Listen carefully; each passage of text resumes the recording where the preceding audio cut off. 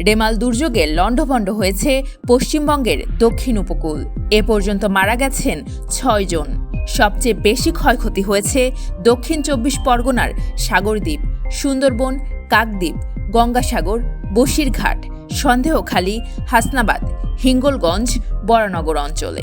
বিভিন্ন স্থানে জলোচ্ছ্বাস হয়েছে, বাঁধ ভেঙেছে, ঘরবাড়ি বিধ্বস্ত, গাছপালা উপড়ে গেছে, বিদ্যুতের তার ছিঁড়ে পড়েছে। রেল লাইন তলিয়ে যাওয়ায় বিঘ্নিত হয় ট্রেন চলাচল। কলকাতায় টানা বৃষ্টিতে বিভিন্ন স্থানে রাস্তায় হাঁটু পানি জমেছে। মেট্রো রেল স্টেশন কোমর পানিতে ডোবায় ট্রেন চলাচল বন্ধ ছিল 4 ঘন্টা 14 মিনিট। 21 ঘন্টা বন্ধ থাকার পর চালু হয় কলকাতা থেকে বিমান চলাচল।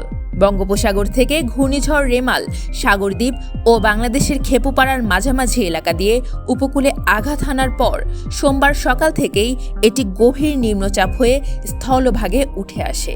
স্থলভাগে ঝড় বৃষ্টির তাণ্ডব থেমে যেতে পারে মঙ্গলবার দিন গড়ালে।